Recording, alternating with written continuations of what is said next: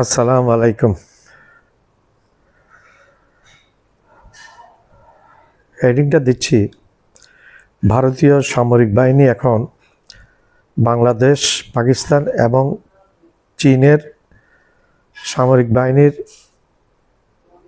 ত্রিমুখী চাপে ভয়ের মধ্যে আছে, আতঙ্কের মধ্যে আছে, যেটা প্রকাশ পেয়েছে ভারতীয়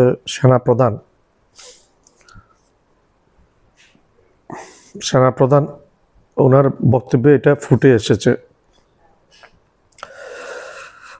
বাংলাদেশকে কয়েক মাস আগে ড্রোন দিয়েছিল, TB2 বাইরের একটা ড্রোন দিয়েছিল তুরস্ক। এই ড্রোনটা দিয়েছিল বাংলাদেশের ভিতরে একটু নজরদারি রাখার জন্য, এবং বাংলাদেশ এগুলো বর্ডারে নিয়ে যেতে রেখেছে। বর্ডার থেকে ভারতে নজরদারিও করা যাচ্ছে।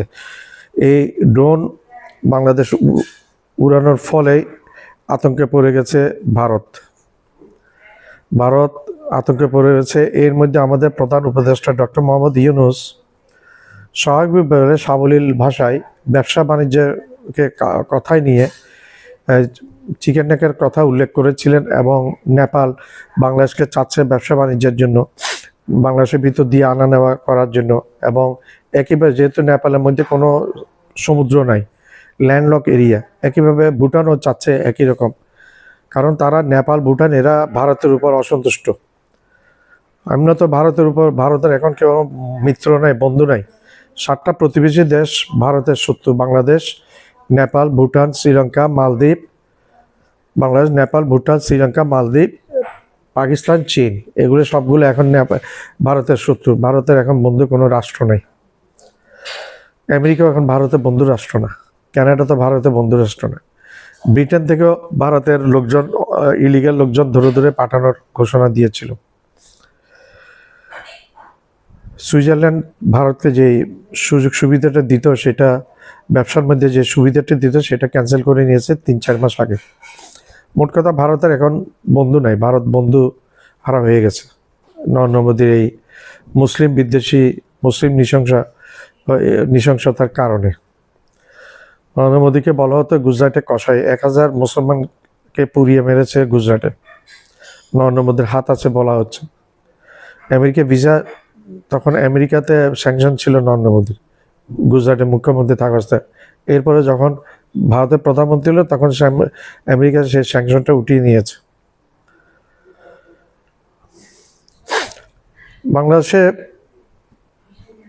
ডক্টর মোহাম্মদ ইউনূস ক্ষমতায় আসার পরই ভারতকে বলেছে, আমাদের ক্ষমতা আসার আগেও উনি ডিক্লেয়ার দিয়েছে, বাংলাদেশকে অস্থিতিশীল করতে গেলে 7 সিস্টার অস্থিতিশীল হয়ে যাবে, বার্মা অস্থিতিশীল হয়ে যাবে, মায়ানমার অস্থিতিশীল হয়ে যাবে, পশ্চিমবাংলা অস্থিতিশীল হয়ে যাবে, বিহার অস্থিতিশীল হয়ে যাবে। অস্থিতিশীলতার ঢেউ গিয়ে দিল্লিতে গিয়ে পড়বে। এই কথা তখন ভারত খুব রিয়াকশন দেখিয়েছিল। তাদের এমনি একটা কিছু বললে তারা খুব রিয়াকশন দেখায়।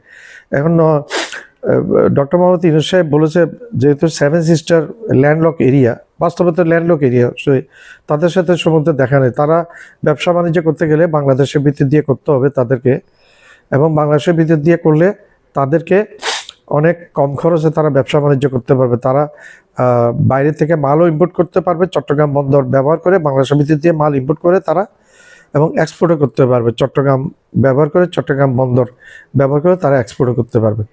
সেইভাবে স্বামী সিস্টারের সাথে আমাদের ব্যবসা বাণিজ্যেরও উন্নতি হবে, আমরাও অনেক কিছু বিক্রি করতে পারবো তাদেরকে। এগুলো ব্যবসা বাণিজ্যের কথা বলেছে। ঠিক একইভাবে নেপালের কথা বলেছে, একইভাবে ভুটানের কথা বলেছে। একই রকম তিনি আমাদের প্রধান উপদেষ্টা এটা উল্লেখ করেছেন চীনে গিয়ে। তখন ভারতের খুব নড়াচড়া হয়ে গেছে। 7 সিস্টার এবং শিলিগুড়ি করিডোর নিয়ে আলোচনা, এই কথা বক্তৃতায় উল্লেখ করেছিলেন চীনে। বাংলাদেশে উল্লেখ করেছিলেন প্রথমবার, পরে চীনে গিয়ে উল্লেখ করেছিলেন। এগুলো উল্লেখ করার ফলে তখন ভারত আকাশ প্রতিরক্ষা ব্যবস্থা, রাশিয়ার যে আকাশ প্রতিরক্ষা ব্যবস্থা, সেটা মোতায়েন করেছে। সেনাবাহিনী বৃদ্ধি করেছে, সেনাবাহিনীর গাড়ি বৃদ্ধি করেছে, ওইখানে মিসাইল স্থাপন করেছে, অনেক সেনা মোতায়েন করে সেখানে লেফট লাইট করিয়েছে বর্ডারের পাশে। এগুলি সব বাংলাদেশের জানা আছে। তো এখন নরেন্দ্র মোদী শেখ হাসিনা ক্ষমতাচ্যুত হওয়ার পর থেকে নরেন্দ্র মোদীর সম্পর্ক রেখেছে শেখ হাসিনার সাথে, ব্যক্তি শেখ হাসিনার সাথে। বাংলাদেশের 19 কোটি জনসংখ্যার সাথে সম্পর্ক রাখা নেই, বাংলাদেশের সরকারের সাথে রাখা নেই, বাংলাদেশের সাথে সম্পর্ক রাখা নেই। বারবার নরেন্দ্র মোদীকে অ্যাডভাইস করেছিল শশী থারুর, প্রাক্তন কংগ্রেস মন্ত্রী, উনি অ্যাডভাইস করেছিল বাংলাদেশের সাথে সরকারের সাথে যেন সম্পর্ক করে নরেন্দ্র মোদী, উপদেশ দিয়েছিল। তারপর ভারতের একজন দীনেশ ভোরা, একজন সাংবাদিক কাম ইউটিউবার, কর্ণাটকের মিস্টার দীনেশ কুমার ভোরা, আমার লোকটার কথা খুব পছন্দ, আমার খুব ইলিগ্যাল কথাবার্তা বলেন উনি বলেন, এবং শশী থারুর কেন্দ্রীয় মন্ত্রী ছিলেন কংগ্রেসের, উনিও একই কথা বলছেন। দীনেশ ভোরা বলেছেন ভারতের সব 7টা প্রতিবেশীদের মধ্যে 6টা প্রতিবেশী ভারতের শত্রু। একটা বন্ধু রাষ্ট্র ছিল বাংলাদেশ, সেটাকেও নরেন্দ্র মোদী শত্রু বানিয়ে ছেড়েছে। তো এর মধ্যে আসাদুদ্দিন ওয়াইসি এমপি, উনি বলেছেন যে নরেন্দ্র মোদীর উচিত বাংলাদেশ সরকারের সাথে সম্পর্ক স্থাপন করা, শেখ হাসিনাকে বাদ দিয়ে বাংলাদেশ সরকার বাংলাদেশের মানুষের সাথে সম্পর্ক স্থাপন করা।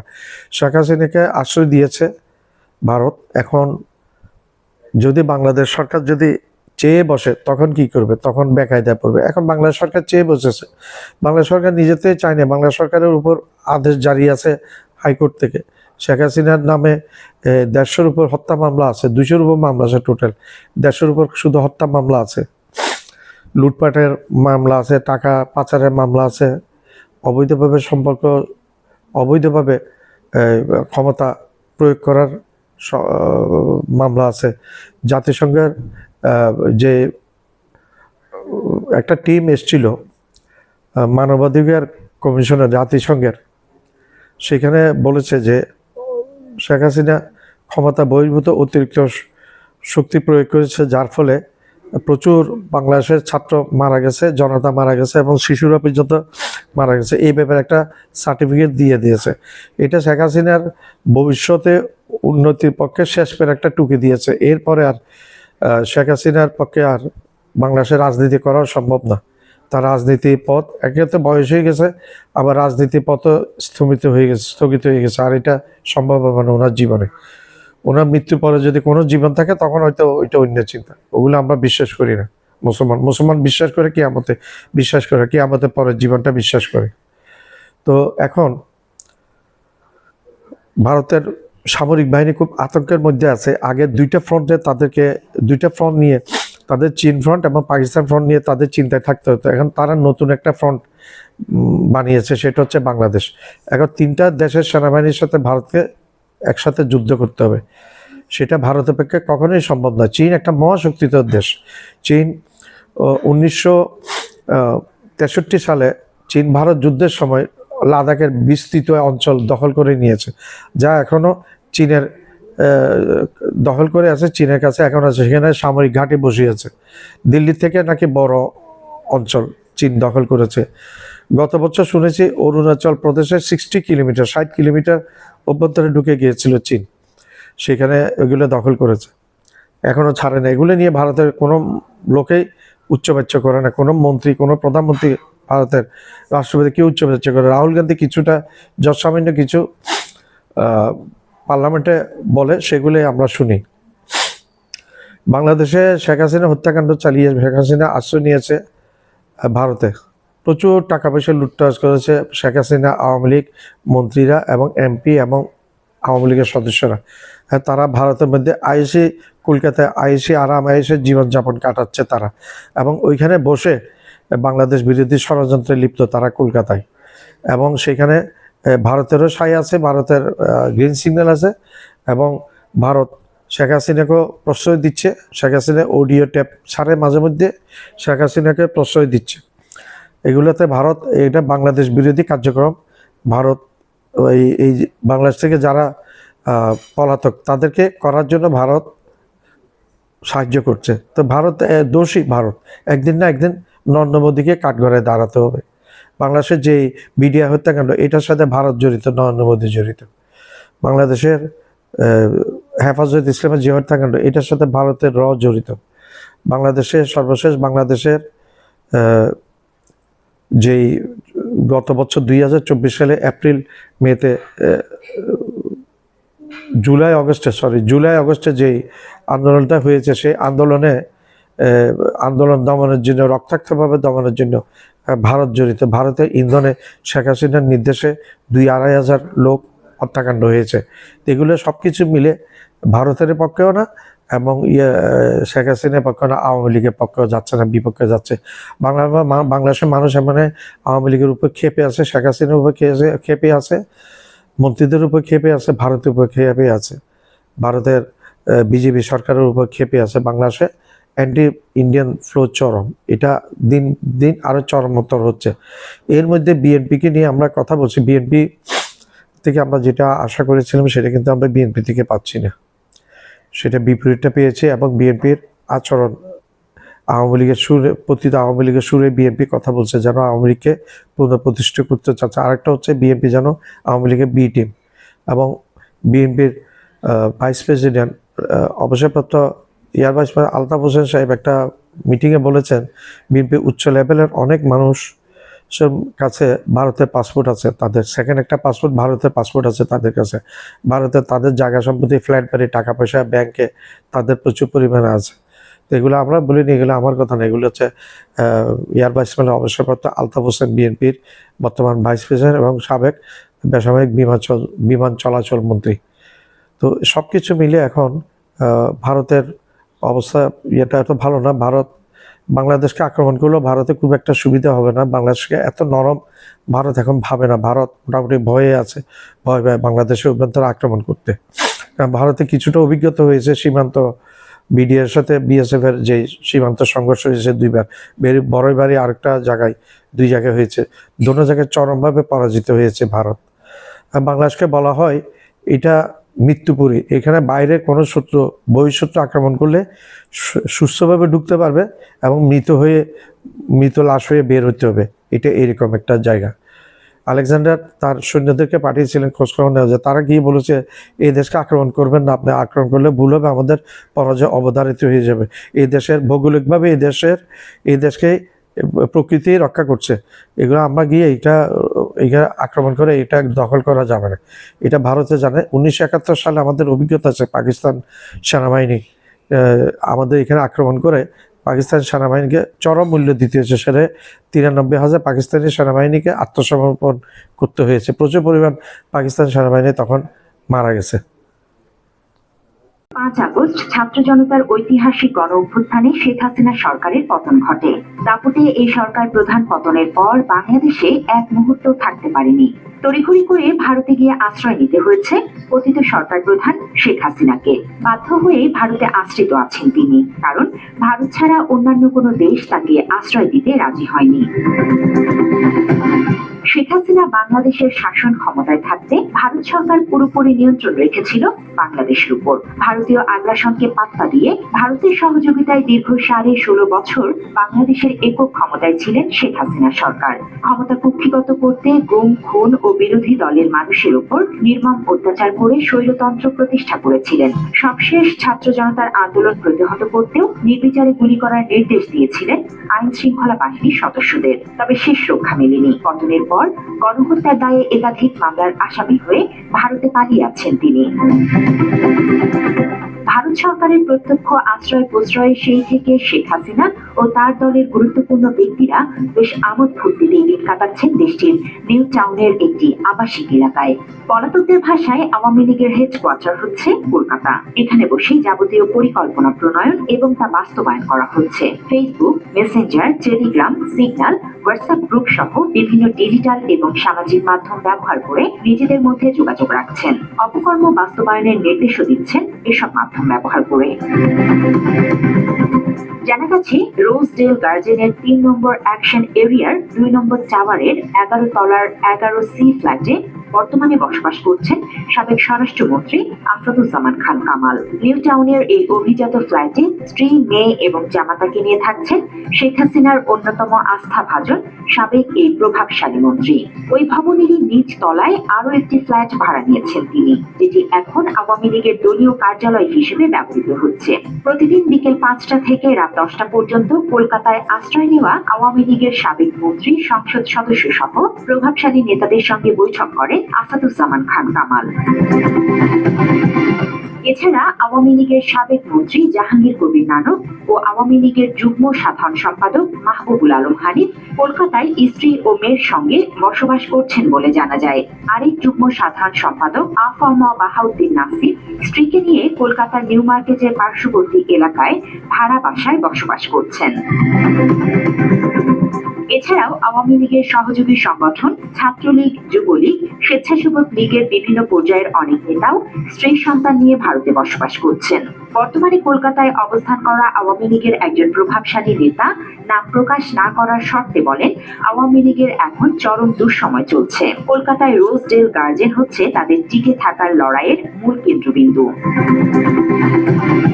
ভারতে স্বৈরাচার হাসিনা আশ্রিত থেকে বাংলাদেশের স্থিতিশীলতা নষ্ট করতে নানা রকম ষড়যন্ত্র করছেন। পতিত হাসিনার সঙ্গে ষড়যন্ত্রে লিপ্ত হয়ে বাংলাদেশকে বিপদে ফেলতে চান মোদিও। শেখ হাসিনাকে রক্ষা করতে গিয়ে বাংলাদেশের বিরুদ্ধে অবস্থান নিয়েছেন মোদি সরকার। তবে শেখ হাসিনার পতনের পর দেশের অন্তর্বর্তীকালীন রাষ্ট্র ক্ষমতা গ্রহণ করেন অধ্যাপক ডক্টর মোহাম্মদ ইউনূস। শেখ হাসিনা ও মোদি সরকারের সম্মিলিত ষড়যন্ত্র রুখে দিতেই ক্ষান্ত নন তিনি। ভারতকে পাশ কাটিয়ে চীন, পাকিস্তান সহ ভারত বিরোধী দেশগুলোর সাথে সম্পর্কের উন্নতি ঘটিয়ে ভারতকে কূটনৈতিকভাবে চাপ দিতে শুরু করেছে ইতোমধ্যে।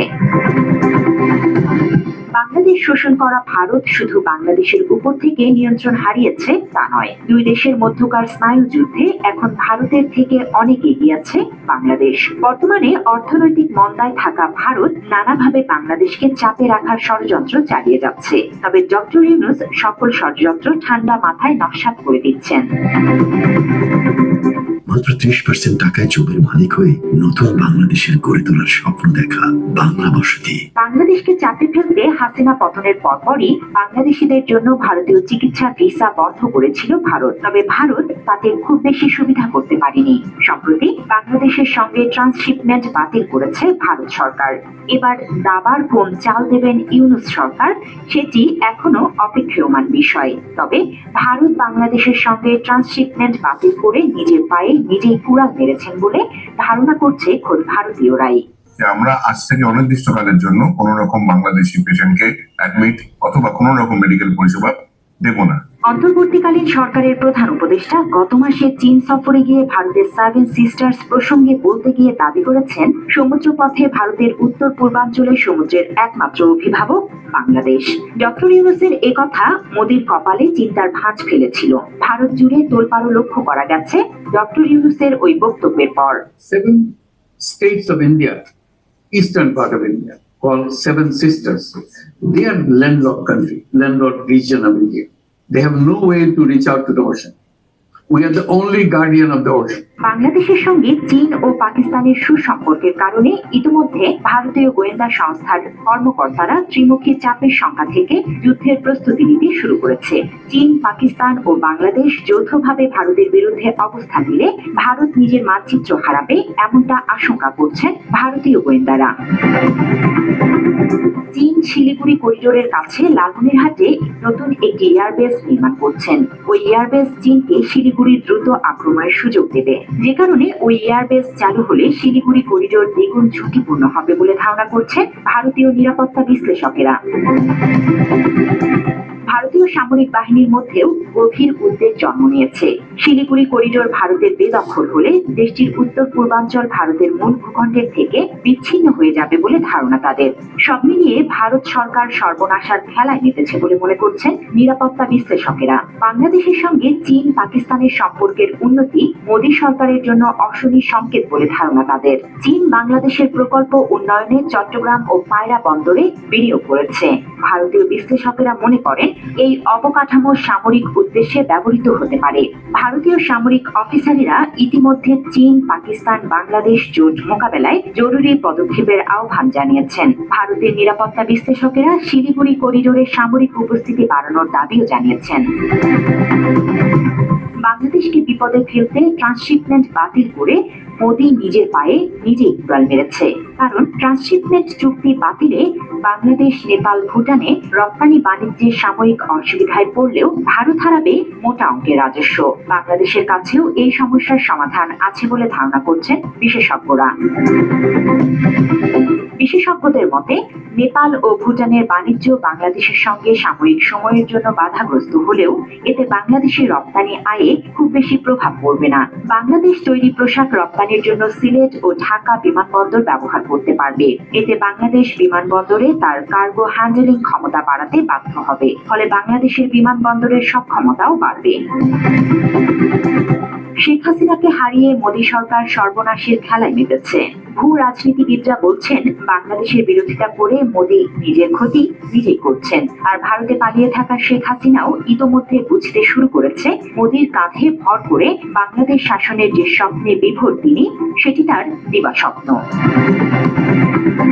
তবে ভারতীয় কিছু মিডিয়া যেভাবে প্রচার করছে বাস্তবতা তার থেকে ভিন্ন। বাংলাদেশের সাথে পাকিস্তান ও চীনের সম্পর্কের উন্নতি ভারতের জন্য ভয়ের কিছু নয়। বাংলাদেশের ইতিহাসে কোনো রাষ্ট্রকে আক্রমণ করেনি, তবে বাংলাদেশকে আক্রমণ করলে বাংলাদেশ সেটি মোকাবেলা করতে সমর্থ। আমার চ্যানেলটা লাইক করবেন, সাবস্ক্রাইব করবেন, শেয়ার করবেন, বেল আইকনটা প্রেস করবেন। সাবস্ক্রাইব করতে ভুলবেন না।